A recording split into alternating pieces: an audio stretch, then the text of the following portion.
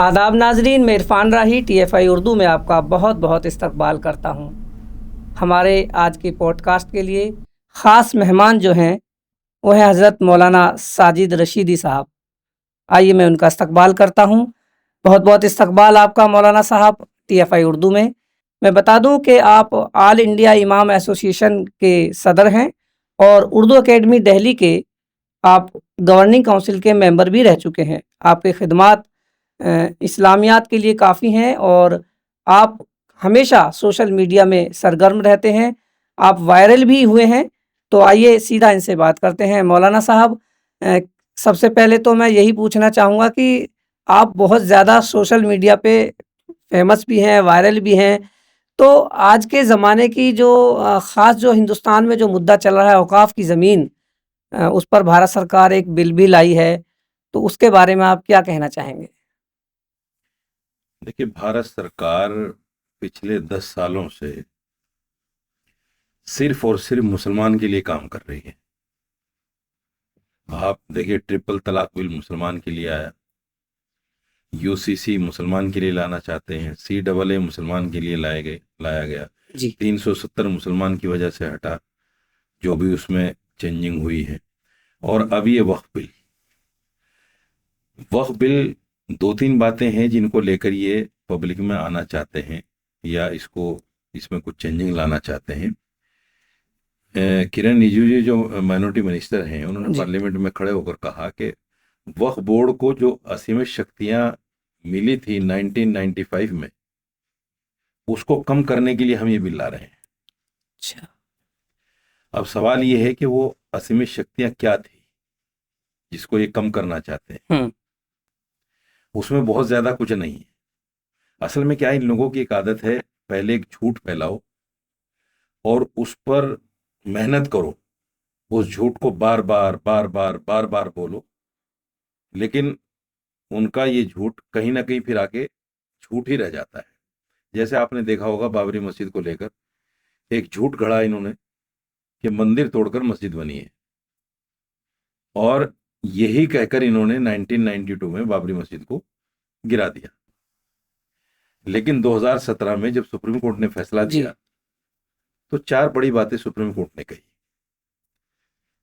सबसे पहली तो ये कही कि हमें ऐसा कोई सबूत नहीं मिला जिससे ये पता चले कि मंदिर तोड़कर मस्जिद बनी। जी। सबसे पहली बात। दूसरी बात, ये कही सुप्रीम कोर्ट ने कि 1949 में जो मूर्तियां रखी गई थी बाबरी मस्जिद में, वो गलत तरीके से चोरी से रखी गई। हुँ। ये सुप्रीम कोर्ट ने माना, जी। जजमेंट में आज भी मौजूद है। हुँ। तीसरी बात सुप्रीम कोर्ट ने ये कही कि 1992 में जो बाबरी मस्जिद को तोड़ा गया वो इलीगल तरीके से तोड़ा गया। हाँ, बिल्कुल गैर कानूनी उसको बताया। चौथी बात ये कही कि जो लोग इस कॉन्स्पिरेसी में शामिल थे उनके खिलाफ कानूनी कार्रवाई होनी चाहिए। हुँ। ये अलग बात है कि निचली अदालत ने उनको क्लीन चिट दे दी। जी। लेकिन ये 4 बातें, इसमें मैं ये कहना चाहता हूं कि जो झूठ इन्होंने बोला था कि मंदिर तोड़कर मस्जिद बनी, सुप्रीम कोर्ट ने उसको नकार दिया। हुँ। ये अलग बात है कि वहां मंदिर बन गया जी। और सुप्रीम कोर्ट ने अपने विशेष अधिकार, जो 44 का एक विशेष अधिकार होता है सुप्रीम कोर्ट का, उसको इस्तेमाल करते हुए वो जगह राम मंदिर के नाम पर दे दी। एक ऐसा ही झूठ वक्फ बिल को लेकर ये घड़ रहे हैं कि साहब, वक्फ बोर्ड के पास असीमित शक्तियां हैं और उन शक्तियों का दुरुपयोग करते हुए वक्फ बोर्ड जिस जगह को चाहता है उस जगह को अपनी बना लेता है। जैसे इन्होंने 2 जगहों का खासतौर से नाम लिया, एक 1500 साल पुराना गांव तमिलनाडु में जी। और एक मंदिर। हुँ। ये झूठ है। ये झूठ कैसे है? वक्फ का जो तस्वुर हुआ वो नबी पाक सल्लल्लाहु अलैहि वसल्लम के बाद में हुआ। जो मैसेंजर ऑफ गॉड, जो जी, आखिरी जी, नबी जी। थे हमारे, जी। उनके बाद में वक्फ का तस्वुर आया, और वो 1400 साल पहले थे। 1500 साल तो हुए नहीं उनको, हुँ, हुँ। 1400 साल पहले थे। हजरत उस्मान गनी रजी अल्लाह ताला अन्हु ने सबसे पहले एक कुआं खरीद कर मुसलमानों के लिए वक्फ किया। अच्छा, वहाँ से शुरुआत हुई इसकी? वक्फ की जो शुरुआत है वहां से है। कोई भी मुसलमान किसी भी चीज को खरीद कर या अपनी प्रॉपर्टी को अल्लाह के नाम पर मुसलमानों के लिए वक्फ करता है।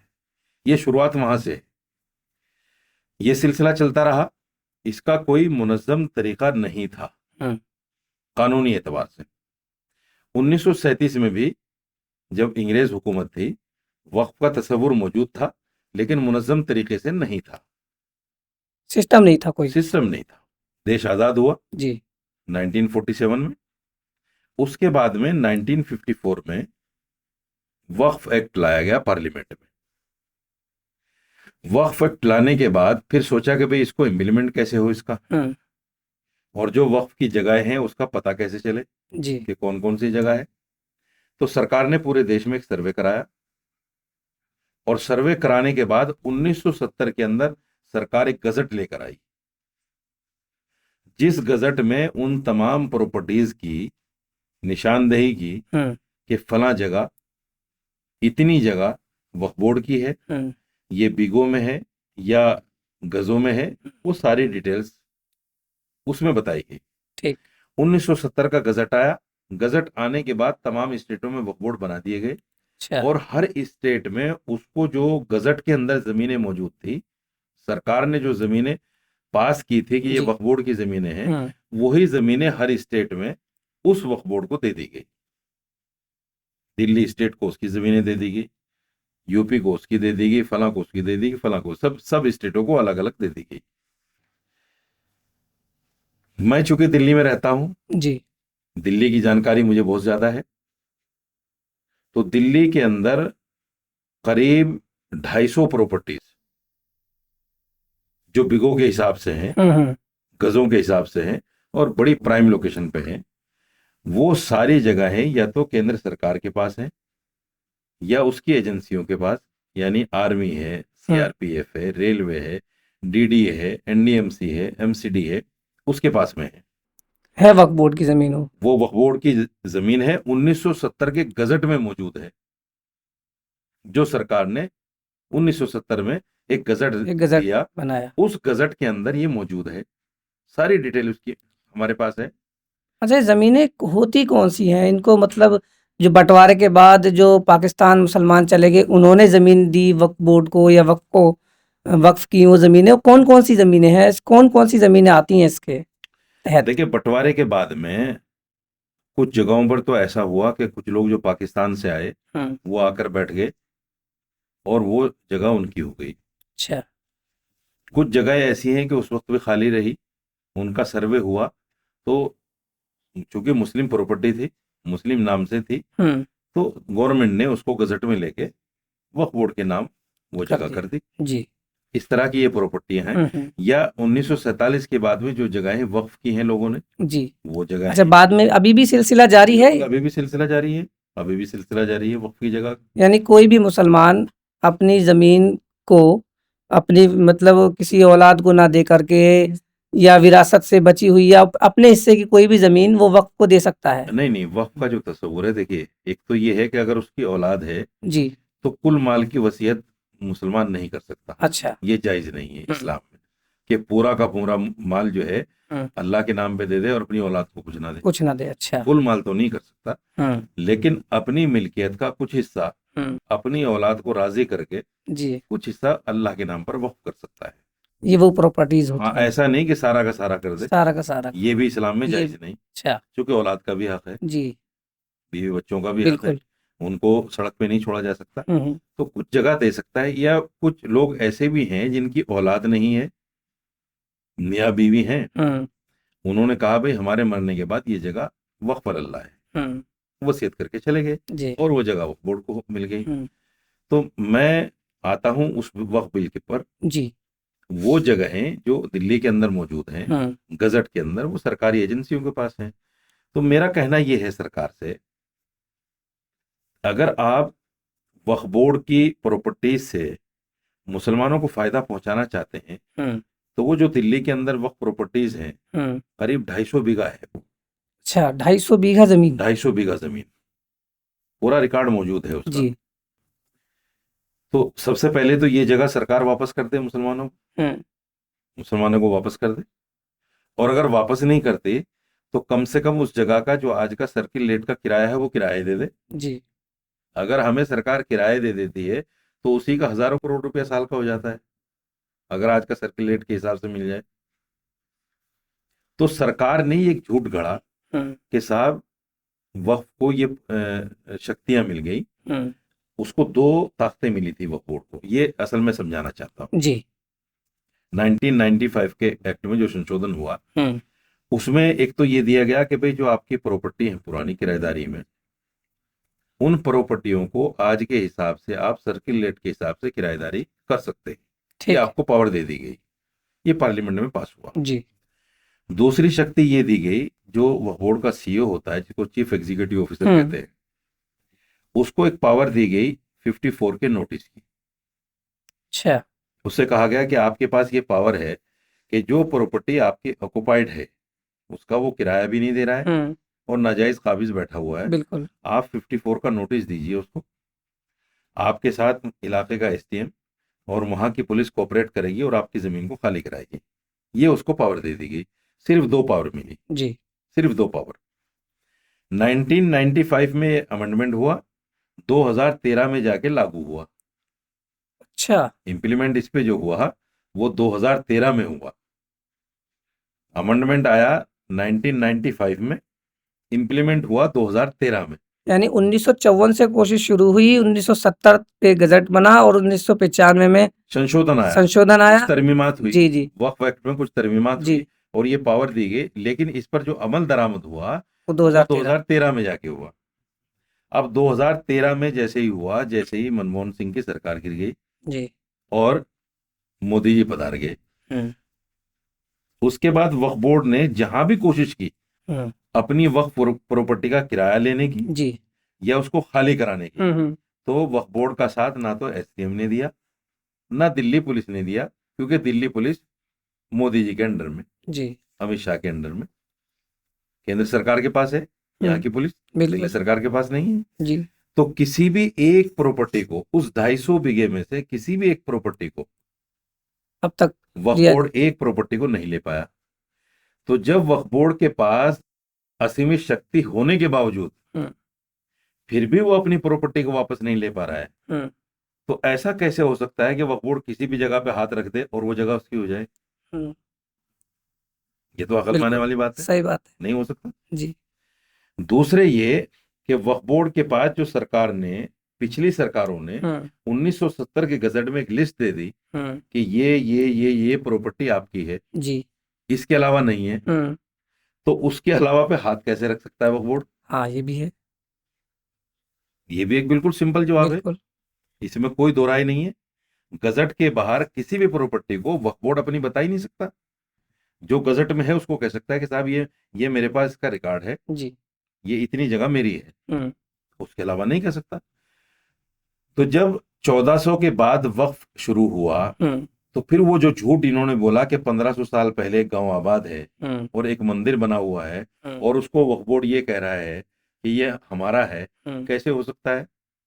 उस वक्त तो वक्फ था ही नहीं जी, वक्फ शुरू हुआ 1400 साल बाद में, 1400 साल हुए हैं शुरू हुए। जी जी, और यहाँ हिंदुस्तान में वक्फ एक्ट बना 1954 में, तो 1500 साल पहली प्रॉपर्टी पे कैसे दावा कर सकता है वक्फ बोर्ड? बिल्कुल।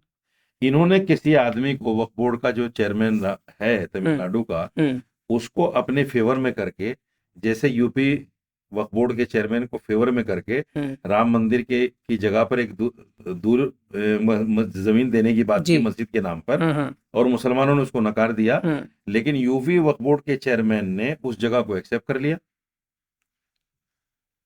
कि हम ये मस्जिद बनाने के लिए हम लेते हैं ये जगह। बिल्कुल। ऐसे ही तमिलनाडु का जो चेयरमैन होगा, उसने पता नहीं बीजेपी ने क्या खिलाया उसको, क्या पिलाया, क्या दिया क्या नहीं दिया, उसने कहा जी 1500 साल पहले ये गांव जो है ये हमारा है। अच्छा, कैसे हो सकता है? हम मानते ही नहीं उसको, वक्फ था ही नहीं उस वक्त में। ना वो गांव वक्फ बोर्ड का हो सकता है, ना वो मंदिर वक्फ बोर्ड का हो सकता है। ये लीगल पॉइंट बता रहा हूं मैं जी, और उनका झूठ बता रहा हूं। अब सवाल ये है, दो चीजें तो ये हैं कि वक्फ बोर्ड की जो जमीनें हैं, दिल्ली सरकार, केंद्र सरकार उन जमीनों को हड़पना चाहती है। बिल्कुल सीधा सा मतलब ये है, जो 250 बीघे दिल्ली में है और इसके अलावा जहां भी है, पूरे हिंदुस्तान भर में बताते हैं कि वक्फ की जमीनें रेल जो रेल की प्रॉपर्टी, रेलवे के बाद में तीसरे नंबर पे है, रेलवे के बाद। और मैं तो ये कहता हूं कि वक्फ बोर्ड की जो जमीनें हैं वक्फ बोर्ड आज हिंदुस्तान में पहले नंबर पे है, अगर उसको उसकी सारी जमीनें मिल जाए। अच्छा। ताज ओबराय होटल वक्फ बोर्ड की जमीन पे है, 1970 के गजट में मौजूद है। अच्छा। डीपीएस स्कूल हम्म। वक्फ बोर्ड की जमीन पे है, 1970 के गजट में मौजूद है। ऐसी प्राइम लोकेशन की जमीनें वक्फ बोर्ड की हैं। एक इंद्रप्रस्थ पार्क जो बना है, आईपी स्टेट है, वहां पे ये भी सुना हारून है। यूसुफ ने जी। शीला जी के टाइम में हम्म। दिल्ली सरकार से सांठगांठ करके वो जमीन जो है दिल्ली सरकार को दे दी थी। ऐसे ही एक जगह वजीराबाद पुल के पास में हाँ। किसान घाट के नाम पर, या कौन सा घाट बना था, वहां भी वो जगह वक्फ बोर्ड की थी और वो अच्छा। दिल्ली सरकार को दे दी गई। उसकी वजह क्या है सुनिए। देखिए, सिखों की गुरुद्वारा प्रबंधक कमेटी है, हाँ। वो अपने सारे निजाम को अपने हिसाब से चलाती है, सरकार का उसमें कोई लेना वो देना नहीं। आजादी से पहले ही इन्होंने अपना तो बना लिया था उसमें सिस्टम। उसमें खुर्द-बुर्द हो ही नहीं सकती, सरकार उसमें से ले ही नहीं सकती। जी। हमारे लिए अलमिया ये है, दुख की बात ये है कि जो वक्फ बोर्ड का चेयरमैन बनता है वो भी पार्टी का आदमी होता है, हम्म। जो उसके मेंबर बनते हैं वो भी पार्टी के आदमी होते हैं, और वो लोग होते हैं जो किसी भी पार्टी में 10 साल 15 साल 20 साल दरिया बिछाते और उठाते हैं, बिछाते और उठाते हैं, और उनको कुछ मिलता नहीं है, तो सरकार उनको जो है चेयरमैन बना देती है वक्फ बोर्ड का। अब वो 15-20 साल जो दरिया उठाई है उसने और कुछ कमाया नहीं है, तो फिर वक्फ बोर्ड से कमाता है, वक्फ बोर्ड की जमीनें बेच के। ऐसा हुआ है, होता सच्चाई। मुसलमान है, जी। लेकिन वो वक्फ बोर्ड की जमीनें बेचता है, और सरकार जिस जमीन को कहते कि ये जमीन किसी भी तरह से रेजुलेशन पास करके हमें दे दो, हाँ। वो सरकार को दे देता है। इसलिए हमारी जमीनों से ना हमारा किराया मिल रहा है। हाल ये है कि जो 185 इमाम हैं दिल्ली के अंदर, जी। जो वक्फ बोर्ड जिनको तनख्वाह देता है, 17 महीने से उनकी तनख्वाह नहीं मिली। पेंशन भी कुछ ऐसी विधवाओं वक्फ की बोर्ड के होती है। पास इतनी जी। प्रॉपर्टी होने के बावजूद हजारों करोड़ जिसका किराया बनता हो, वक्फ बोर्ड के 185 इमामों को पिछले 17 महीने से तनख्वाह नहीं मिल रही है। बेवाओं को 500 रुपए वजीफा मिलता था, फिर 1000 कर दिया, 3 साल से वो नहीं मिल रहा है। बच्चों को स्कॉलरशिप मिलती थी, 5-6 साल से वो नहीं मिल रहा है। गोया के वक्फ बोर्ड और ठप है। दिल्ली सरकार ये कहती है कि सैकड़ों करोड़ हमने दे दिया और इतनी प्रॉपर्टी भी हमारे पास है, और फिर भी नहीं। उसकी वजह क्या है कि जो भी सरकारें आती हैं, जैसे आम आदमी पार्टी की सरकार है, जी। वक्फ बोर्ड की एक तो आमदनी किराए से है, और एक वक्फ बोर्ड अपनी जगहों पर होर्डिंग लगाता है। अच्छा। उससे जो आमदनी होती है एडवर्टाइजमेंट। एडवर्टाइजमेंट के लिए, वो भी वक्फ बोर्ड को पहुंचती है। आम आदमी पार्टी ने की सरकार जब से आई, जब से एक भी होर्डिंग इन्होंने वक्फ प्रॉपर्टी पर पास नहीं किया, लगने ही नहीं दिया। अब बताइए, मुसलमान के हितैषी हैं, मुसलमान के दुश्मन है ये? आप आम आदमी पार्टी पर इल्जाम लगा रहे हैं। मैं इल्जाम लगा रहा हूं, चूंकि मैं किसी पार्टी का आदमी नहीं हूं, मैं तो बिल्कुल स्ट्रेट फॉरवर्ड वो शिकायत पे शिकायत कर रहे हैं, हुकूमत से बगावत कर रहे हैं। हूं। नहीं, बगावत क्या है, सच है। अगर सच का नाम बगावत है तो बार बार करेंगे। सच का नाम अगर बगावत है तो ऐसी बगावत तो अच्छी करनी चाहिए। मेरा मानना यह है कि दिल्ली सरकार ने एक बुरा काम ये भी किया कि जो इमामों की सैलरी हमें वक्फ आमदनी से मिलती थी, जी। उसने हमारी सैलरी को ग्रांट के ऊपर डाल दिया कि सरकार ग्रांट देगी तो तनख्वाह मिलेगी। अब ग्रांट पे डलने का मतलब ये है कि सरकार आज तो आम आदमी पार्टी की है, कल को अगर बीजेपी की सरकार आ गई, वो तो कहेगी हम तो ग्रांट नहीं देंगे इमामों के नाम पे, जी। तो तनख्वाह खत्म। इससे पहले ऐसा नहीं था। इससे पहले ऐसा नहीं था। इससे पहले हमारी जो तनख्वाह मिलती थी इमामों की, वो वक्फ की आमदनी से मिलती थी। अच्छा। होर्डिंग से जो पैसा आता था, किराएदारी से जो पैसा आता था, जी। किराएदारी जो चेंज होती थी उससे जो पैसा आता है, या नई किराएदारी होती है उससे जो पैसा आता है, उससे इतना आता था कि इमामों की तनख्वाह मिल जाया करती थी। अभी भी अभी भी अगर वक्फ की प्रॉपर्टी का जो है सर्किल रेट के हिसाब से किराया हो जाए, मैं कहता हूं दिल्ली के अंदर कोई मुसलमान गरीब ना बचे। इमाम तो बहुत दूर की बात है। अच्छा। अब 250 बीघों को देख लीजिए आप। 250 बीघे जमीन दिल्ली के अंदर अगर उसका किराया लगाया जाए, और वो प्राइम लोकेशन की जमीनें हैं, जी। प्राइम लोकेशन की जमीनें, 10 बीघे कहीं है, 5 बीघे कहीं है, 21 बीघा कहीं है, 7 बीघा कहीं है, 1 बीघा कहीं, इस तरह है वो। इस तरीके से। तो उसका अगर किराया ही हमें मिल जाए तो वो हजारों करोड़ होता है साल का। तो फिर इमाम की तनख्वाह क्या, बेवाओं की पेंशन क्या, बच्चों की स्कॉलरशिप क्या, वो सारा उसी में से हो जाएगा। इसका हल क्या होगा? इसका हल ये है कि क्या कहना है भारत के मुसलमानों का, या अइम्मा हज़रात का, या पर्सनल लॉ बोर्ड का, या वक्फ बोर्ड्स के जो जिम्मेदारान हैं, या जो मतलब इस्लाम की एक तरफदारी करते हैं या चाहते हैं कि वक्फ बोर्ड बचा रहे, क्या हल क्या हो सकता है आपकी नज़र में देखिए, इसका? उसका वाहिद हल है कि वक्फ बोर्ड को सरकार से चुंगल से निकालो। अच्छा। सरकार के चुंगल से जब तक वक्फ बोर्ड नहीं निकलेगा, ये हमारी प्रॉपर्टी गुरुद्वारा प्रबंधक कमेटी की तरह जब तक मुसलमानों के हाथ में नहीं आएगी, उस वक्त तक इसका कोई इलाज हो ही नहीं सकता। सरकार तो अपने मनमाने तरीके से करेगी। बिल्कुल। आने वाले वक्त में जिस तरह से देश का माहौल है, देश में जिस तरह से बीजेपी नफरत फैला रही है, और बीजेपी कहती है मुसलमान का वोट नहीं चाहिए, माइनॉरिटी मिनिस्टर था वो खत्म कर दिया, मौलाना आजाद फाउंडेशन खत्म कर दिया जिसका 15,000 करोड़ का बजट होता था साल का, उसके जो एम्प्लॉय हैं वो बेचारे कोर्ट गए हैं तब जाके अपनी नौकरी बचाई है, नहीं तो उनको भी खत्म कर दिया था। तो आने वाले वक्त में अगर दिल्ली में बीजेपी की सरकार आ गई तो जो 185 इमाम और 60-70 मुअज्जिन है उनका क्या होगा? अगर लेकिन बीजेपी ने बीजेपी की कहा सरकार तो रही है पीछे दिल्ली में, उस वक्त सुषमा ये स्वराज, मदन लाल खुराना, साहेब सिंह वर्मा, उस वक्त 3 ये मुख्यमंत्री रह चुके। उस वक्त ये नफरतें नहीं थी ना। उस वक्त प्राइम मिनिस्टर जो है मोदी जी नहीं थे। अटल बिहारी वाजपेयी थे। अटल बिहारी वाजपेयी के टाइम में दिल्ली में सरकार कांग्रेस की रही है, दिल्ली स्टेट में कांग्रेस की सरकारें रही हैं, केंद्र में अटल बिहारी वाजपेयी की सरकार थी। जब यहाँ दिल्ली में बीजेपी की सरकार थी तो केंद्र में कांग्रेस की सरकार थी। अब ये चाह रहे हैं कि हमारे केंद्र में तो सरकार है ही, दिल्ली में भी आम आदमी पार्टी को खत्म करके किसी तरह हमारी सरकार आ जाए। अभी अगर ये एमसीडी में दोनों जगह हो गए, अभी एमसीडी में स्टैंडिंग कमेटी का जो एमसीडी का वक्फ बोर्ड से कोई लेना देना नहीं है, एमसीडी बिल्कुल अलग चीज है। वक्फ जो है दिल्ली सरकार के अंडर में आती है। दिल्ली सरकार के अंडर में, दिल्ली सरकार के अंडर में है, उसका एमसीडी। कोई ऐसा नहीं जैसे कि सेक्रेटरी, कोई ऐसा इस पे आईएएस आईपीएस ऑफिसर इसकी देखरेख करे? नहीं, आईएएस आईपीएस बैठेगा वो भी सरकार का होगा, वो भी तो सरकार का ही होगा ना। जैसे एकेडमी है, सरकार उनके का सेक्रेटरी होते हैं। एडमिनिस्ट्रेशन आए जी। या सरकार का बोर्ड बने, बात तो एक ही है। हम ये चाहते हैं कि ये वह बोर्ड जो है सरकार का, इस पर कोई अमल दखल ना रहे, सरकार के चुंगल से निकले और मुसलमानों के हाथों में आए।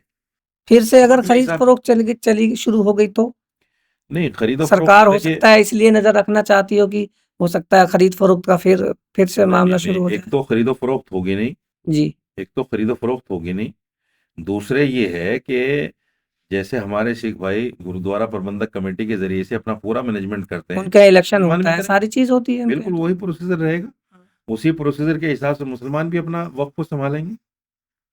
सवाल वही है कि सरकार बिल लाकर बताना क्या चाहती है, क्योंकि इसका इसका जो मंशा है सरकार का, वो मुसलमानों को हिट करना है। और एक चीज और मैं बता दूं आपको, एक बहुत बड़ा इसके अंदर जो है षड्यंत्र है, उस अच्छा। षड्यंत्र को छुपाना चाहती है सरकार। क्या? 2002 के अंदर महाराष्ट्र में महाराष्ट्र वक्फ बोर्ड से अंबानी जी ने एक जगह ली, जो जगह 432 गज अच्छा। जगह थी। एम ए अजीज उस वक्त में वहां के चेयरमैन थे, उससे पता नहीं कैसे सांठगांठ की और वो जगह 22 करोड़ में ले ली, सौदा तय करके, महाराष्ट्र वक्फ बोर्ड से। महाराष्ट्र वक्फ बोर्ड से। वो जगह तो उन्होंने ले ली और उस पर मकान बन गया इंटीलिया, जहाँ जो अंबानी का मकान है वो उसी जगह पे है। अच्छा। अरबों का मकान है वो छोटी मोटी जगह नहीं है, वो भी वक्फ बोर्ड पे, वो वक्फ बोर्ड की वक्फ जगह की है, जमीन जो वक्फ की जमीन है। हुआ ये कि जैसे इन्होंने ये 2002 में ले ली, कुछ वक्त तो मुसलमान खामोश रहे, लेकिन उसके बाद में कुछ लोग जो है मुंबई हाई कोर्ट चले गए इस बात को लेके। मुंबई हाई कोर्ट जब गए तो मुंबई हाई कोर्ट ने एक कमिश्नर मुकर्रर कर दिया उसमें जांच के लिए जी। कि भाई इसका पता करो कि ये जो हमारे पास क्लेम आया है इसमें सच्चाई कितनी। सच्चाई क्या है? तो पता ये चला, वक्त कमिश्नर की एक रिपोर्ट लगी जांच करने के बाद, और वक्त कमिश्नर ने बताया कि हाँ इसमें ये लीगल नहीं है, ये जो डील इन्होंने की है लीगल नहीं है। लीगल नहीं। और ये लीगल क्यों नहीं है? लीगल इसलिए नहीं है कि वक्फ बोर्ड के अंदर जो भी रेजोल्यूशन पास होता है वो 2/3 से पास होता है। बिल्कुल, कोई भी है, सभी का ऐसा मीन्स होता है। अगर 10 मेंबर हैं वक्फ बोर्ड में, जी। तो 5 से ज्यादा मेंबर, हाँ, 6 या 7 तो हो कम 6 से या कम। 7 होने चाहिए जी। उसमें, तब जाके वो रेजोल्यूशन पास होगा, वो लीगल माना जाएगा। जी। उस वक्त महाराष्ट्र वक्फ बोर्ड में 10 मेंबर थे, और एम ए अजीज ने सिर्फ 5 मेंबरों को बुला के रेजोल्यूशन पास करा दिया। वो 2/3 से पास नहीं हुआ। ये बात उसमें निकल के आई तो जांच में। वक्फ कमिश्नर ने जब जांच की तो पता चला कि ये इलीगल है, ये इलीगल है। उस पर फिर बाकायदा केस शुरू हो गया। अब सूत्रों से पता चला है कि वो फैसला कुछ ही वक्त में आने वाला है अच्छा। मुंबई हाई कोर्ट की तरफ से, और फैसला ये आएगा कि साहब चूंकि ये मामला इलीगल था तो ये जगह वक्फ की है और वक्फ को वापस की जाए। अब वो अरबों की जगह मोदी जी के दोस्त की जगह है। आप घूम फिर के मोदी जी पर क्यों आ जाते हैं? नहीं है, बीजेपी पे वो क्यों आ जाते सारी दुनिया को पता है। हैं? भाई अडानी अंबानी जी मोदी के दोस्त ही तो हैं।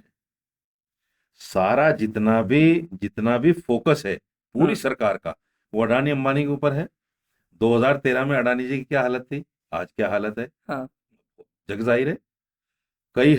कई लाख करोड़ जो है उनके कर्जे माफ कर दिए गए, और किसानों का कर्जा माफ नहीं है। खैर वो दूसरी तरफ चली जाएगी बात। जी।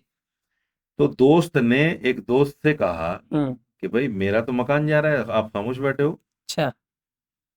उसने कहा उसका तो इलाज कर देते हैं, वक्त मिल जाए ये कि भाई जो वक्फ बोर्ड की शक्तियां हैं वो शक्तियां खत्म कर दो, तो वक्फ बोर्ड मांग ही नहीं सकता। जी।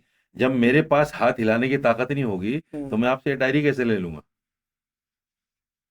तो वक्फ बोर्ड के पास जो शक्तियां हैं उस बिल के अंदर वो शक्तियां खत्म करना चाहते हैं। ये शक्तियां खत्म हो जाएगी तो दोस्त का मकान भी बच जाएगा, और दिल्ली के अंदर जो जगह है ये भी हड़प लेंगे आराम से, तो बोलने वाला नहीं होगा।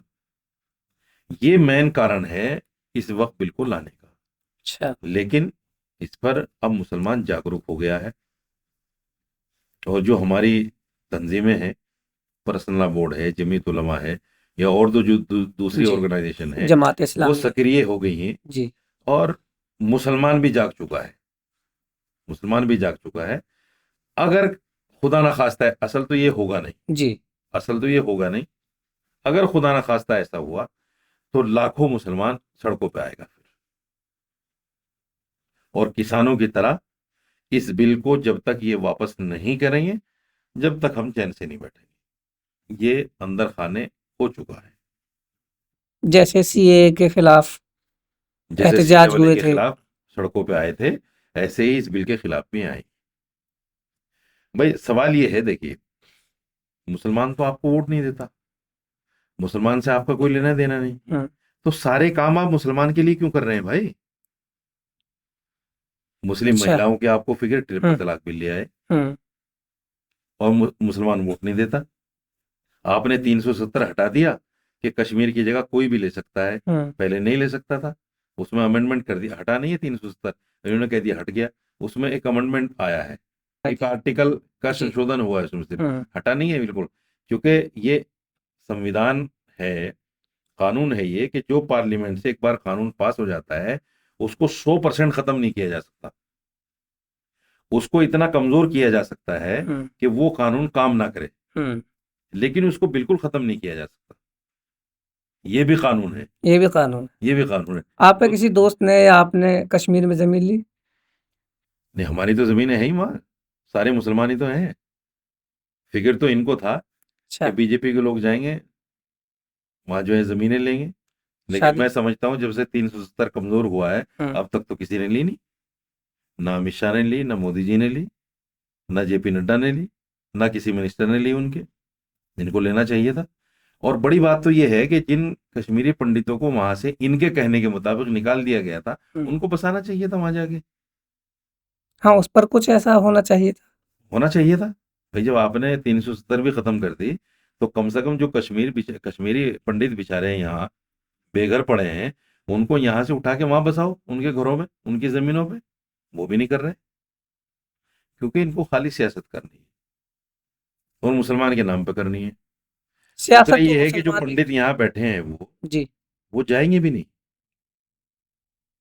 क्योंकि यहाँ उनको फॉरेनर ट्रीटमेंट मिल रहा है। हुँ, यहाँ जो उनको ट्रीटमेंट दे रही है सरकार, वो फॉरेनर ट्रीटमेंट है। वहां जाने के बाद तो नंगे हो जाएंगे वो, उनके पास कुछ भी नहीं होगा, सरकार कोई मदद नहीं करेगी उनकी। यहाँ उनको सब कुछ मिल रहा है, तो वो जाएंगे भी नहीं। तो ये जो सारे खेल बीजेपी रच रही है, ये सब के सब जो है मुसलमान को हिट करने के लिए। मकसद ये है कि मुसलमान को हिट करेंगे, जो हिंदू वोट है हुँ, वो हमारी तरफ भागेगा, इसके अलावा कुछ भी नहीं। अब देखिए 2014 से लेकर अब तक मैं समझता हूँ 200-250 मुसलमानों को मॉब लिंचिंग हो गई। मोदी जी का एक बयान नहीं आया अब तक कि नहीं होना चाहिए। रोजाना एक केस खुल के सामने आ जाता है, सरकार का कोई बयान नहीं आता। इस पर कानून क्यों नहीं बनता? वक्फ बोर्ड पर ही क्यों कानून बनेगा? हुँ, कानून तो इस पर बनना चाहिए। हिंदुस्तान का अगर एक एक भी नागरिक मरता है, हुँ, तो वो हिंदुस्तान का नागरिक मरता है, चाहे वो मुसलमान हो, सिख हो, ईसाई, कोई भी हो। वो मुसलमान हिंदुस्तान का नागरिक मरता है। और जब हिंदुस्तान का नागरिक मरेगा, तो जो हमारा मुखिया है, जो हमारा प्रधानमंत्री है, उसको क्या बोलना नहीं चाहिए? उसको बोलना चाहिए, क्योंकि सारा हिंदुस्तान उसका परिवार है, संवैधानिक वो रूप से। बोलते हैं, कहते हैं कि मेरा एक दोस्त हुआ करता था, ईद पे मैं सेवइयाँ उसके यहाँ से आती थीं। सेवैयां खाने के लिए तो बोलते हैं, ये तो नहीं बोलते कि जो मारा गया उसको मैं कंपनसेशन दूंगा।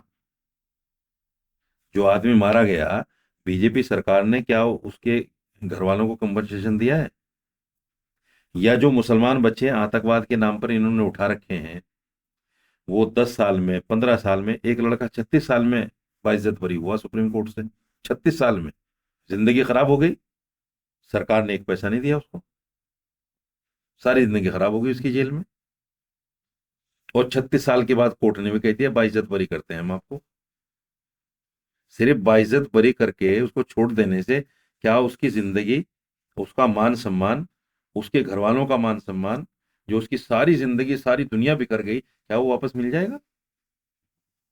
सुप्रीम कोर्ट को भी चाहिए कि ऐसा जो लड़का जिसके 10 साल, 15 साल, 20 साल हुँ, या 30 साल कोर्ट जेल में गुजरे, उसको बाकायदा सरकार को पाबंद करे कि इसकी जिंदगी गुजारने के लिए, और जो इसकी मानहानि हुई है, जो इसकी बेइज्जती हुई है समाज में, उसके लिए इतना कंपनसेशन देना चाहिए इसको, ताकि ये समाज में इज्जत की जिंदगी जी सके। जी, घर तो उसका बिखर गया।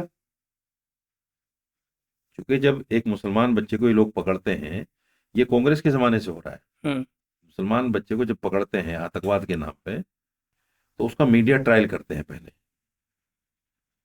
हमारे देश का संविधान तो ये कहता है कि पहले आप मुलजिम को पकड़ो, मुजरिम नहीं, मुलजिम। मुल्ज़िम जिस पे इल्ज़ाम आयद है। हाँ, शक शक की बुनियाद पे को पकड़ो। एक आरोपी है, एक अपराधी है, अभी वो आरोपी है। आरोपी है, हुँ, आपने शक की बुनियाद पे पकड़ा है, पहले उसको कोर्ट में पेश करो, उस पर इल्जाम सिद्ध करो। जी, जब वो उस पर इल्जाम सिद्ध हो जाए, अपराध हो साबित हो जाए जी, कि साबित हो ये जाए। जी, अपराधी है, हुँ, कोर्ट के द्वारा साबित हो जाए, फिर आप पेश कर दो मीडिया के सामने कि जी ये अपराधी है। आपने उसको पकड़ते ही शक की बुनियाद पे आपने उसको पकड़ा, मीडिया के सामने ट्रायल करा दिया उसका, हुँ, के सामने हमने आतंकवाद के नाम पे पकड़ा है इसको। उसका सबसे बड़ा नुकसान ये होता है कि उसकी जो फैमिली है, ये तो जेल में चला गया, उसकी फैमिली का सोशल बाइकआउट हो जाता है। उसकी फैमिली के साथ ना कोई बात करना चाहता, ना उनसे कोई मिलना चाहता, ना उनसे कोई ताल्लुकात रखना चाहता, ना उनसे कोई लेन देन करता। हुँ, वो अगर भूखे भी हैं तो उनको खाना देना भी पसंद नहीं करता। ये जेल में चला गया और फैमिली बिखर गई। हुँ, इल्जाम सिद्ध नहीं हुआ, 36 साल के बाद वापस आ गया बाइज्जत बरी होके, और पूरी फैमिली ज़िंदगी बिखर गई। तबाह हो। फैमिली बिखर गई, उसकी जिंदगी जेल में चलेगी। क्या दिया आपने? अभी दिल्ली के जो दंगे हुए थे, उसमें भी दिल्ली के बहुत सारे मुसलमान अभी भी जेल में हैं। उसमें भी बहुत सारे मुसलमान जेल में हैं। निगम पार्षद देखिए, ताहिर निगम हुसैन है। पार्षद जो ताहिर है, अच्छा याद दिलाया आपने। जिस दिन ये मामला हुआ, 8 बजे मेरे पास फोन आता है उसका, हम्म, ताहिर का। उसने कहा मौलाना साहब मैं पुलिस को 10 फोन कर चुका हूं, मेरे पास पुलिस नहीं आ रही है और दंगाइयों ने मेरे घर को घेर लिया है। मैंने डीसीपी सीलमपुर से बात की और मैंने कहा भाई आप जाते क्यों नहीं वहां, हम्म, आप जाओ उनको रेस्क्यू करके लाओ, हम्म, उनकी जान को खतरा है। वहां पुलिस गई, उसको 9 बजे रेस्क्यू किया। उस वक्त उसकी छत पे ना कोई ईंट थी, ना गोला बारूद था, ना डंडे पत्थर थे, कुछ भी हम्म। नहीं था। पकड़ के ले आए। अगले दिन मीडिया में ये आ रहा है कि इसके छत पे तो गोला बारूद भी था, पत्थर भी थे, ईंट भी थी और पता नहीं क्या क्या था। रात रात में उसको पकड़ने के बाद सब कुछ कहानी रच दी गई और उसको जेल में डाल दिया। और केजरीवाल साहब जो है खामोश बैठे हैं, उनका निगम पार्षद चला गया, ये खामोश बैठे हैं। अभी भी उस क्षेत्र में मुस्तफाबाद में आम आदमी पार्टी के खिलाफ लोग, क्योंकि वहाँ जितने भी निगम पार्षद बने वो सब कांग्रेस से बने, आम आदमी पार्टी के खिलाफ ही लोगों ने नाराजगी है केजरीवाल के खिलाफ इस बात को लेकर हाँ, मुसलमानों में बहुत नाराजगी है। कि डबल दो सजा दो। दो वजहों से नाराजगी है। एक तो ये हम्म, दिल्ली दंगों की वजह से हम्म, कि मुसलमानों का साथ नहीं दिया। दूसरे, कोविड के अंदर हम्म। जमात वालों को इन्होंने बहुत बदनाम किया। आंकड़े दिए जाते थे। ये रोजाना प्रेस कॉन्फ्रेंस करता था हम्म, सामने आके और कहता था आज 35 जमात वाले पकड़े गए, आज 10 जमात वाले पकड़े गए, आज उसने उसके ऊपर थूक दिया, उसने उसके ऊपर ये कर दिया। ये खुद प्रेस कॉन्फ्रेंस करता था। जमात को बदनाम किया है इसने, इससे भी मुसलमानों में नाराजगी है। यही वजह है कि कांग्रेस की तरफ मुसलमान का रुझान फिर हो गया। दिल्ली में अब। तो इसके पास जितना वोट है वो सारा कांग्रेस का ही तो वोट है, हम्म, सारा कांग्रेस का वोट है, क्योंकि कांग्रेस से मुसलमान नाराज हो गया था। अब इसकी हरकतों को देख के मुसलमान फिर कांग्रेस की तरफ जा रहा है। लेकिन बहुत सारे विधायक हैं, आम आदमी पार्टी के निगम पार्षद भी हैं, नहीं है, देखिए पार्टी मंत्री भी हैं। भाई पार्टी तो है, सरकार उन्हीं की चल रही है अभी भी। मंत्री मंत्री भी हैं इमरान हुसैन एक। मुसलमान हालांकि मंत्री भी है। भारत सरकार में पहली बार ऐसा है कि कोई मुसलमान मंत्री नहीं है। एक मुख्तार अब्बास नकवी हुआ करते थे।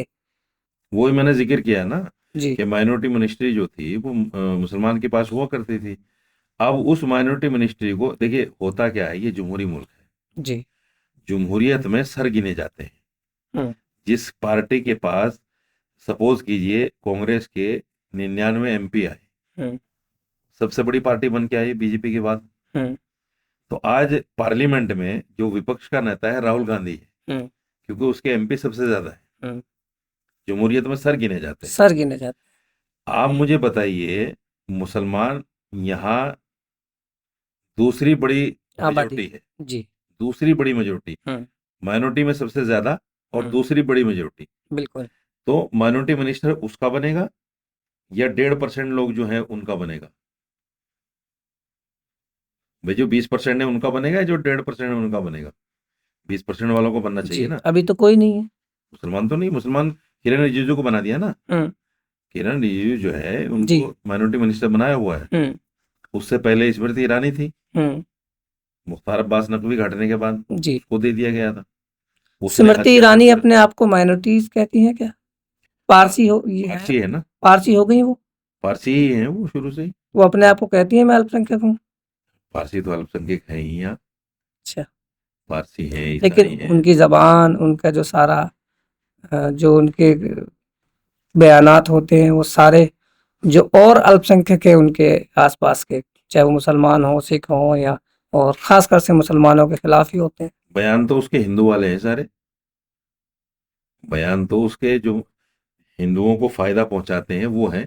हम्म, माइनॉरिटी वाला तो कोई बयान है ही नहीं उनका, क्योंकि वो बीजेपी पार्टी में है, मिनिस्टर थी उस वक्त में। जी। जिस दिन से हारी है अब चुप है, अब कोई बयान सुन रहे हैं आप उनका? तो खत्म हो गई। आप मुसलमानों के नेता किसको मानते हैं मौजूदा सियासत में हिंदुस्तान में? बदकिस्मती ये है कि मुसलमानों को कोई नेता नहीं है, और आज़ादी के बाद से मुसलमान ने हिंदू को ही नेता माना है। नेहरू से लेके हम्म, राजीव गांधी, इंदिरा गांधी के, गुजराल, आई के गुजरात। आई के गुजराल, आपका चंद्रशेखर, और जितने भी जो बड़े जो भी पार्टीज हैं वो सारे हिंदू ही हैं उनमें। हम्म, हमने तो उन्हीं को नेता माना है। आजादी के बाद एक मुस्लिम पार्टी हुआ करती थी, आपको याद होगा, मुस्लिम लीग। जी अभी भी है। अब तो बराए नाम है। अब तो ऐसे है जैसे मुर्दा जमीन पे लेटा हो। केरल में उसके सांसद केरल और में विधायक हैं। एक सांसद हुआ करते थे उनके, ई अहमद। ई अहमद, इंजीनियर ई अहमद। हाँ, पहले गुलाम महमूद बनातवाला हुआ करते थे, जी। उसके बाद ई अहमद। अब कोई नहीं है। अब कोई नहीं है, एक आध एमएलए हो सकता है। एमएलए 2 हैं अभी उनके। हाँ, एमएलए हो सकता है। एमपी कोई नहीं है। मुसलमान ने उस पार्टी को एक्सेप्ट नहीं किया। वजह क्या रही? वजह ये रही कि मुसलमान आज़ादी के बाद में ये चाहता था कि जैसे हमने हिंदू मुस्लिम सिख ईसाई सबने मिलकर आज़ादी ली है, हम्म, तो हम ऐसा कोई कदम ना उठाएं जिससे हमारे गैर मुस्लिम भाइयों के जहन में ये बात जाए हम्म, कि ये फिर मुसलमान को सपोर्ट करना चाहते हैं, हम्म। फिर मुस्लिम पार्टी बनाना चाहते हैं, बंटवारे की राह। फिर यहाँ उसी राह पर चल रहे हैं हम्म, जिस रास्ते पर चलकर पाकिस्तान बना है। हम्म। इसलिए मुस्लिम लीग को नकार दिया नकार दी। मुसलमानों ने, उसको वोट नहीं दिया, कांग्रेस को दिया हमेशा। हम्म, अब असदुद्दीन अवैसी की पार्टी है, हम्म। मजलिस इत्तेहादुल मुस्लिमीन, जी। उसको भी कहाँ लाइक करते हैं मुसलमान। कुछ जगहों पर कुछ सीटों पर असर है उसका, जी। लेकिन असदुद्दीन अवैसी को पूरा मुसलमान नेता तो नहीं मानता अपना। अगर पूरा मुसलमान नेता मानता तो अखिलेश यादव की जो है 35 एमपी थोड़े ही आते। हम्म। ये सारे मुसलमानों की देन है। कांग्रेस के जो एमपी आए हैं इसमें मुसलमानों नहीं, का एमपी में तो इलेक्शन उन्होंने इस बार हिस्सा ही नहीं लिया। सिर्फ किसने? एआईएमआईएम ने। नहीं, उनके एमपी इम्तियाज जलील वगैरह हारे हैं ना, 2 ही उन्होंने जो इलेक्शन लड़ा पहले ना, एमपी इम्तियाज थे। जलील और असदुद्दीन ओवैसी, सिर्फ 2 ही पे या 3 पे ही इलेक्शन हाँ, फाइट। इम्तियाज जलील हार गए ना। जी। इम्तियाज जलील हार गए, इलेक्शन लड़े थे, हार गए। जी। तो वो जहां तक उनका असर है, मेरा मकसद ये है कहने का कि मुसलमान आज भी उनको 100% नेता नहीं मानता अपना। किसको मानता है? हिंदू को ही मानता है। हिंदू को ही मानता है। अब राहुल गांधी को मान रहे हैं, केजरीवाल को माना कुछ दिन, हम्म, कुछ लोग अब भी केजरीवाल को मानते हैं। मतलब ये है कि मुसलमान ये नहीं चाहता कि मैं अपनी एक अलग पार्टी बना के अलग नाम से, मुस्लिम नाम से हिंदुस्तान के अंदर वो पार्टी चलाऊं। मुसलमान मुसलमान चाहता की क्या ये है? सोच रहे चाहता क्या है मुसलमान? हैं।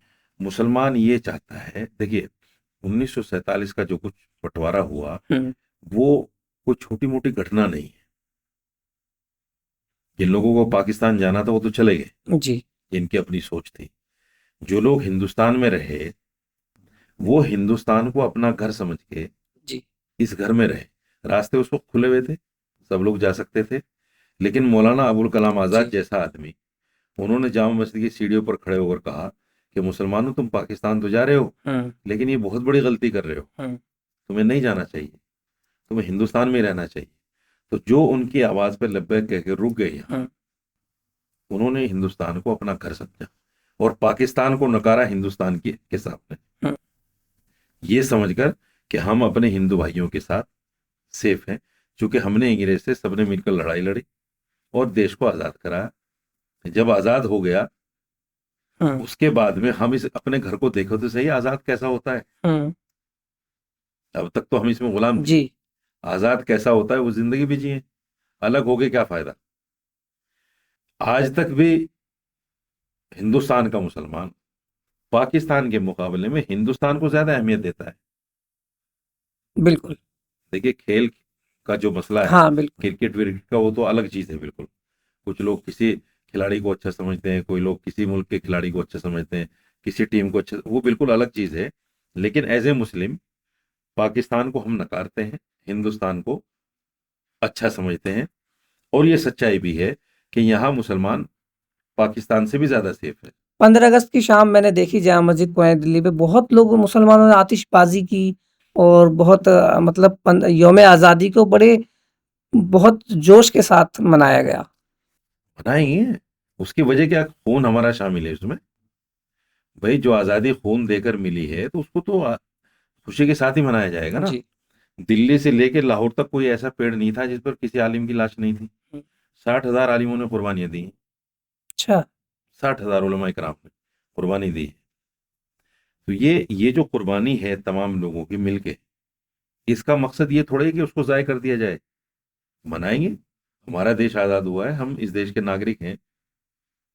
लेकिन अफसोस ये है कि हमारी जो मौजूदा सरकार है, ये मुसलमान को इस देश का नागरिक नहीं समझना चाहते, और इस मुसलमान को जो है ये बिठाया जा रहा है हिंदुओं के जहन में कि इससे जितना नफरत कर सकते हो करो। ये इस देश का नहीं है, ये देश हिंदू राष्ट्र बनने जा रहा है, और मुसलमान का इस जगह कोई काम नहीं है। हालांकि ऐसा अगर सूरज इधर से निकलने के बजाय इधर से निकलना शुरू हो जाए, जब भी नहीं हो सकता। ऐसा तो लोग पहले भी कहते थे कि बाबरी राम मंदिर नहीं बनेगा, धारा 370 नहीं हटेगी, या और भी कई ऐसी चीज़ें हैं, ये हिजाब पर बिल नहीं आएगा, या सीए लागू नहीं होगा। अब आपने देखा होगा 28 आसाम में 28 मुसलमानों को डिटेंशन सेंटर भेज दिया गया है। उनके परिवार जो दूसरे लोग हैं वो भारतीय हैं, लेकिन वो 28 लोग उनको हुकूमत नहीं मानती कि ये भारतीय हैं। उस पर क्या कहेंगे? ये कानून थोड़ा ही है, ये तो हिटलरशाही है। आप एक बात बताइए, एक घर में 5 सदस्य हैं, 2 माँ बाप हैं, 3 औलाद हैं, उनमें से ऐसा कैसे हो सकता है कि बेटा हिंदुस्तानी ना हो, या बाप हिंदुस्तानी ना हो, या माँ हिंदुस्तानी ना हो? कैसे हो सकता है? अकल तस्लीम करती है इस चीज को? बताइए आप मुझे। जिस बच्चे की पैदाइश यहाँ हुई है, या जिस बाप की पैदाइश यहाँ हुई है, ठीक है कोई कागज कम हो सकता है उसके पास, लेकिन पूरा गांव जानता है, मेरा पूरा गांव जानता है कि मैं फला गांव में पैदा हुआ हूं, और सरकार ये कहे जिसके पास कागज नहीं है। आपको पता है जो हमारे माँ बाप, हमारी उम्र के जो हैं लोग, उनके जो माँ बाप हैं वो बेचारे इतने पढ़े लिखे तो थे नहीं। कागज होना तो बहुत दूर की बात, हमें तो अपनी पैदाइश का पता नहीं सही मानों में अगर देखा जाए, क्योंकि गांव में आज भी बर्थ सर्टिफिकेट कहाँ बनता है। जो बच्चे नॉर्मल डिलीवरी से घरों में पैदा होते हैं, उनका बर्थ सर्टिफिकेट आज भी नहीं बनता जी। जो हॉस्पिटल में जाके पैदा होते हैं, हॉस्पिटल वाले दे देते हैं जी। तो ये सारे पेपर होना कैसे संभव है? दूसरे ये है कि हम जो पेपर बनवाते हैं, आधार कार्ड है, पैन कार्ड है, पासपोर्ट है, जहां हम बनवाते हैं सरकारी संस्थाओं में, नाम हम कुछ बताते हैं, लिख देते हैं कुछ और, आधे से ज्यादा गलती करते हैं, गलती हो जाती है, गलती करते हैं। पता चले कि बाप का नाम है कुछ और जब बेटे ने आधार कार्ड बनवाया उसमें बाप का नाम कुछ और लिखा गया, एक आध वर्ड आगे पीछे हो गया। तो इसका मतलब ये थोड़े कि वो बेटा उसके उस बाप का नहीं है। कहीं खुर्शीद अहमद है, कहीं मोहम्मद खुर्शीद है, कहीं खुर्शीद खान है, वो एक ही नाम 3-3 तरीके से। मेरा नाम साजिद है, उसमें लिख दिया शाजिद, बड़े शे के साथ लिख दिया हिंदी में, क्या करेंगे उसका आप? क्योंकि उनको लैंग्वेज का पता नहीं जी। जो सरकारी दफ्तरों में हिंदू लोग बैठे हैं मेरे भाई, उनको नहीं पता शीन और शेर। सरकार ये क्यों नहीं बता रही कि कौन सा कागज चाहिए, वो कागज कौन सा होगा जो आपको ये साबित करे? बताया तो है उन्होंने कि आप अपने दादा का सर्टिफिकेट दीजिए और ये बताइए कि वो कहाँ पैदा हुए, उनके सारे कागजात आपके पास होने चाहिए। दादा का सर्टिफिकेट कहाँ से लाएगा? तो हमारे बाप का सर्टिफिकेट नहीं हमारे पास। तो पासपोर्ट को नहीं मान रहे, पहचान पत्र वोटर आईडी को कार्ड नहीं, वोटर आईडी कार्ड को नहीं मान। देखिए ये हिटलरशाही है, ये हिटलरशाही है। मैं मानता हूं कि आसाम या 2-4 स्टेट ऐसे हैं जहां कुछ जगह इस तरह के लोग, जैसे बांग्लादेश से कुछ लोग आ गए, उस आने में भी सरकार की नाकामी है। जब हमारे बॉर्डर चारों तरफ से सील हैं, आसाम में मैं ये सुनता हूं कि जो बांग्लादेश से लड़के आते हैं, जो हमारी बॉर्डर फोर्सेस हैं, वो जो है ना 50-50, 100-100 रुपए लेके अंदर करा देते हैं। अच्छा वो लोग आगे आने के बाद में फिर आसाम में कुछ लोग ऐसे बैठे हैं जो उनके सारे कागजात बना देते हैं, उनका आधार कार्ड बन जाता है, उनका पैन कार्ड बन जाता है, उनका पासपोर्ट बन जाता है, सब कुछ बन जाता है। सब भ्रष्टाचार पे। अरे भाई आप भ्रष्टाचार को खत्म करो ना, आप भ्रष्टाचार को खत्म करो। पता चला कि जो बांग्लादेश से आया था पिछले साल, उसके पास तो कागज पूरे हैं, हाँ, जो यहाँ का है, और जो यहाँ पैदा हुआ है मुसलमान, उसके पास कागज पूरे नहीं है। अब जिन 28 लोगों का जिक्र आप कर रहे हो जो परसों गए हैं डिटेंशन सेंटर में, उनमें किसी का बाप है, किसी का भाई है, किसी की बीवी है, किसी की माँ है। ऐसा कैसे हो सकता है? ये सब हिटलरशाही है। ये मुसलमानों को डराने की, मुसलमानों को धमकाने की उनको कमजोर करने की साजिश है। और दिक्कत ये है कि मुसलमान खामोश है और वो पार्टियां खामोश है जिनको भर भर के मुसलमान वोट दे रहा है, वो भी खामोश है। आज मुसलमान की पोजीशन ये है कि मुसलमान के महलों में कोई पार्टी वोट मांगने नहीं जाती। और क्या कहते हैं वो, मैं आप तो अपने हो, हम तो इसलिए नहीं आते, हिंदू भाग जाएगा। मोदी जी से आप मिले? हाँ, मोदी जी से मिला था मैं। क्या बात हुई थी आपकी? 2014 में बुलाया था उन्होंने मुझे, हम्म। मैं अहमदाबाद गया था, हम्म। मीटिंग हुई हमारी जब वो सीएम थे गुजरात के। जी। उन्होंने मेरे सामने रखा, इनका नाम नॉमिनेशन में आ गया था कि भाई प्राइम मिनिस्टर इनका भी नंबर आ सकता है। हम्म। तो उस वक्त इन्होंने तैयारी शुरू कर दी थी अपनी। मुझसे इन्होंने कहा कि भाई आप बताइए मुसलमान क्या वोट देगा मुझे। मैंने कहा भाई नहीं देगा। बोले क्यों। मैंने उनसे कहा भाई आपका जो मैनिफेस्टो है उसमें कुछ चीजें ऐसी हैं जो मुसलमान के हलक से नीचे नहीं उतरती। हम्म। इन्होंने पूछा क्या है। मैंने बताया राम मंदिर है, कॉमन सिविल कोड है, 370 है।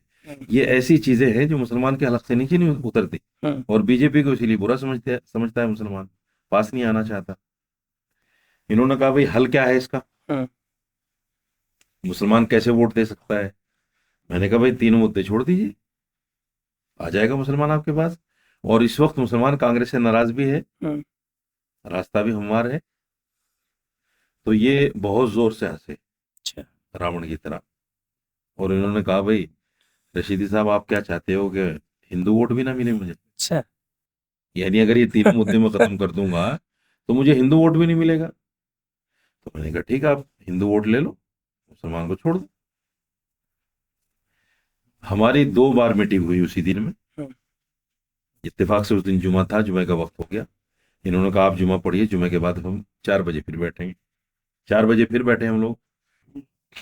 और हम अहमदाबाद शहर में भी घूमे उस वक्त, कुछ लोगों से मिले, मोदी जी कैसे हैं, क्या काम करते हैं, हम्म। कैसा मुसलमानों पे असर है, हिंदुओं पे कैसा असर है। तो एक चीज में वहां सब कॉमन थे हिंदू मुसलमान, कि डेवलपमेंट नाम की कोई चीज नहीं है। अच्छा। हाँ, अहमदाबाद में? अहमदाबाद शहर की बात कर जी। रहा हूँ कि डेवलपमेंट नहीं है। गवर्नमेंट का जो डेवलपमेंट होता है, जैसे गुजरात मॉडल ये कहते थे, तो वहां लोगों ने कहा कि डेवलपमेंट कुछ नहीं है। हाँ, एक बात जरूर कही मुसलमानों ने कि भाई कांग्रेस के टाइम में ऐसा होता था कि हर 2 साल में, 1.5-2 साल में दंगा हो जाता था हिंदू अच्छा। मुस्लिम। हम ए से शुरू करते थे, सी तक पहुंचते थे, फिर दंगा हो जाता था, फिर ए पे आ जाते थे। हम्म। 2002 का दंगा तो हुआ, बड़ा जी। भयानक बहुत फसाद हुआ। भयानक जी। लेकिन उसके बाद में अब तक, यानी 2013 तक, 14 तक, अब तक कोई दंगा नहीं हुआ। और हम ग्रोथ करते हुए काफी आगे तक चले गए हैं। हम्म। ये बात तो मुसलमानों ने वहां कही। जी। उसके बाद में जब हम लास्ट मीटिंग में बैठे, फाइनल मीटिंग में, उन्होंने कहा हाँ जी बताइए आप लोग क्या करेंगे, आपकी टीम क्या करेगी। हम्म। हमने कहा भाई हम तो आपका साथ नहीं दे सकते। बोले क्यों। मैंने कहा इसलिए कि मुसलमान हमें छोड़ेंगे नहीं। हम्म। मैंने उनसे एक एग्जांपल दिया।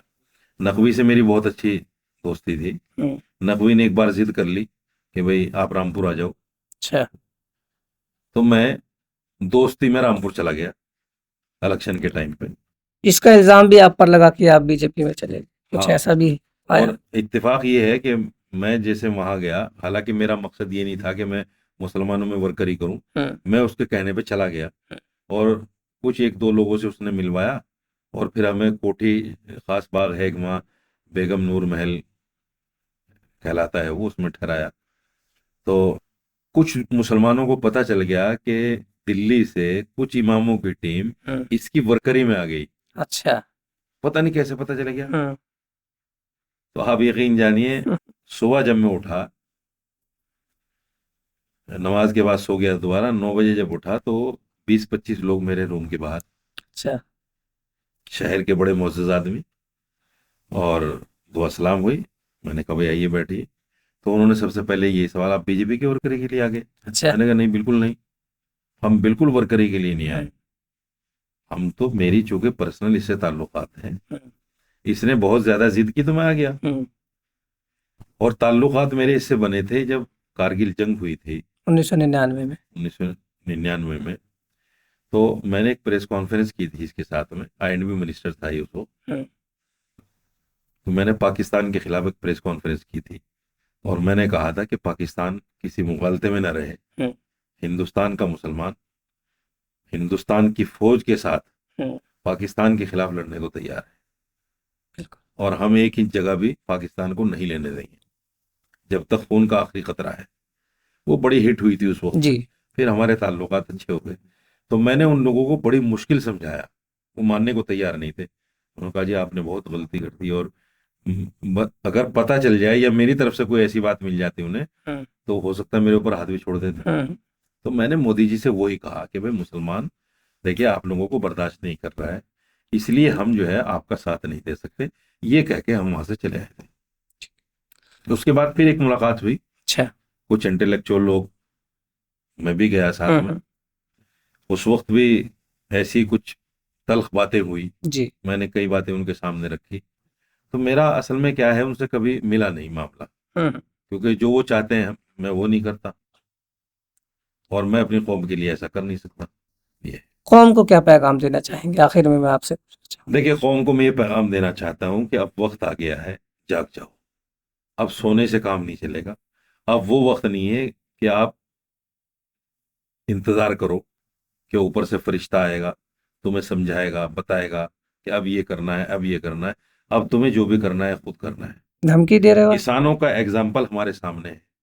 किसानों ने 3 बिल अपने वापस करा लिए, हम्म, अपनी मेहनत और अपनी एकता के साथ में, और संवैधानिक तरीके से करा लिए। हम्म, तो क्या मुसलमान अगर संवैधानिक तरीके से सड़कों पर निकलेगा तो क्या मुसलमान ये बिल वापस नहीं करा सकता?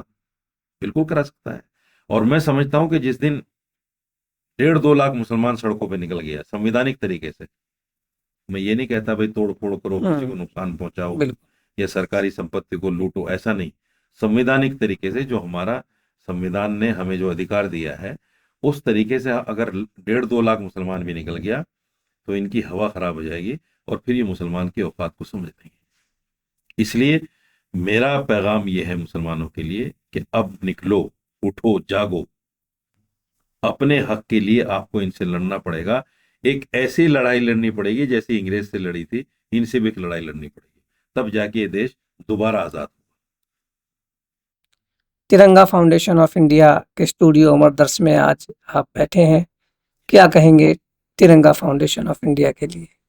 देखिए, मेरी पहली बार हाजिरी हुई, कुछ चीजें जो आपने बताई हैं कि भाई ये फाउंडेशन ये कर रहा है, तो मुझे बहुत अच्छा लगा और उम्मीद करता हूं कि समाज के कामों के लिए इस तरह आप लोग लगे हुए हैं और ज्यादा लगें और इसका दायरा फैलाएं मुसलमानों तक भी, उन गरीबों तक भी, चाहे वो गैर मुस्लिम ही क्यों ना हो, हिंदू भाई क्यों ना हो।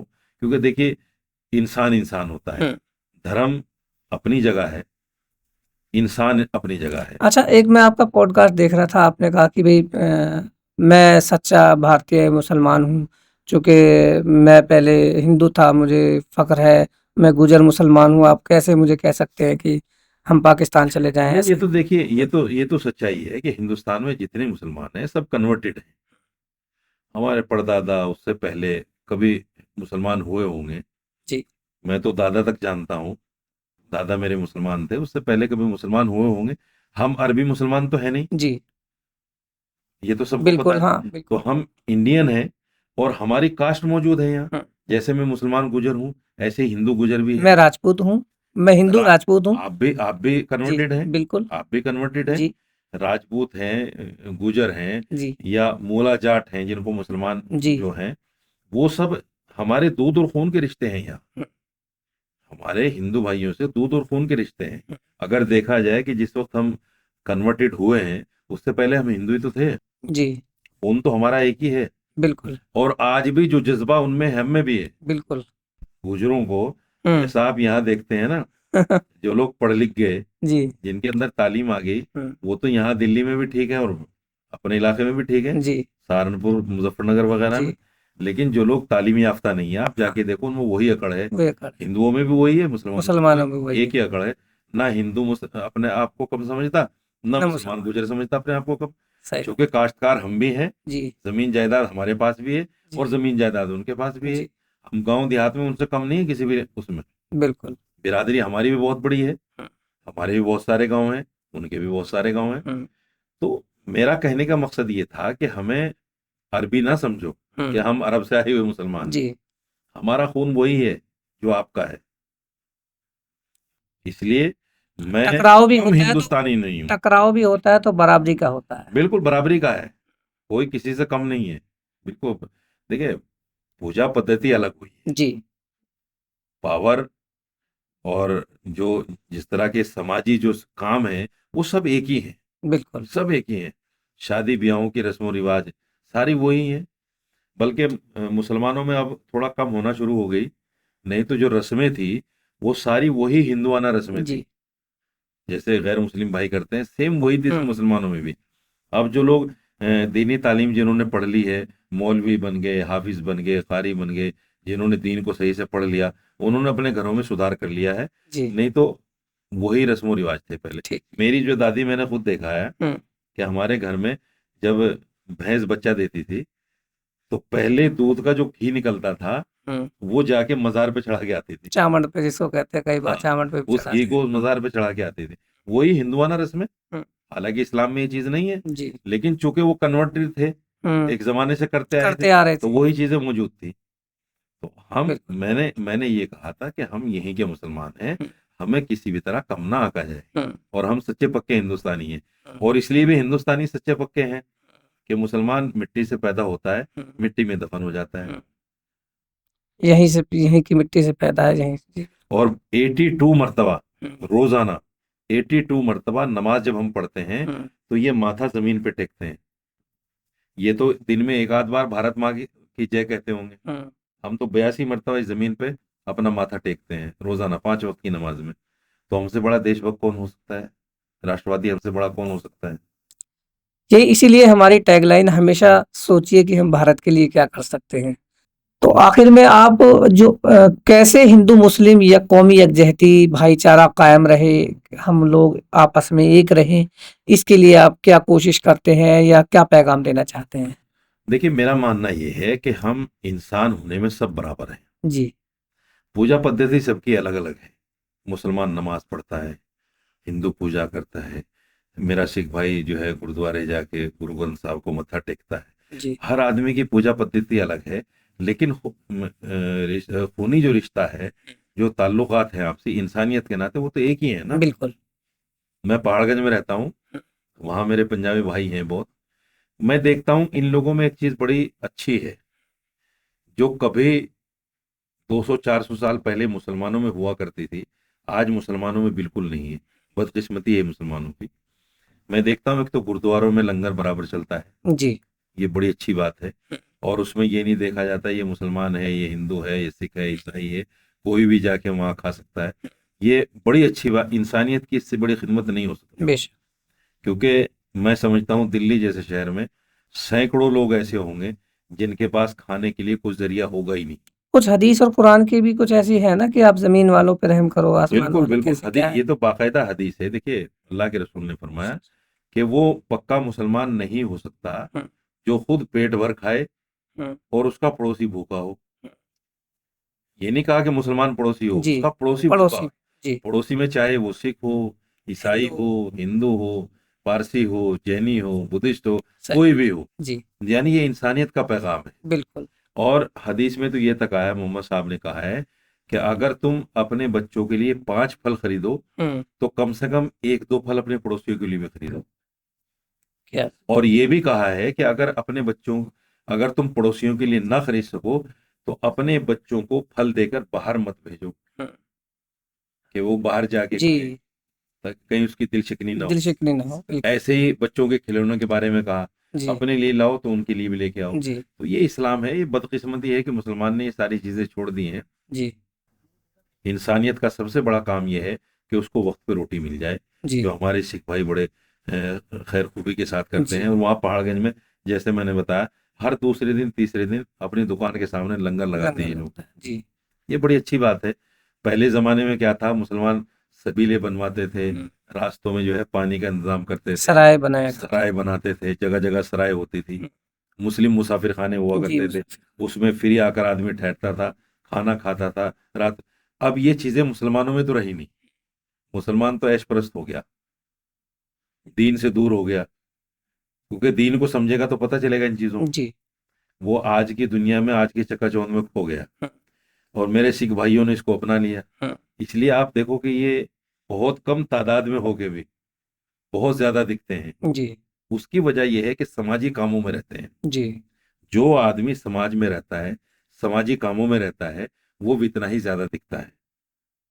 कम बिल्कुल तादाद होने के बावजूद मेरे सिख भाई हर जगह नजर आते हैं इंसानियत की खिदमत के लिए। एक बहुत बड़ा डायलिसिस सेंटर जी खोला है दिल्ली के अंदर, मेरे ख्याल के गुरुद्वारा प्रबंधक कमेटी की तरफ से ही है वो भी शायद, जी सराय काले खां के पास में। ये जो समाजी काम है, यही इंसान को जोड़ कर रखते हैं। अब वो जो डायलिसिस सेंटर खोला है उसमें कोई ऐसा तो लिखा हुआ नहीं कि सिख आएगा यहाँ, सिर्फ हिंदू और मुसलमान नहीं आएगा, वहां सब जाते हैं।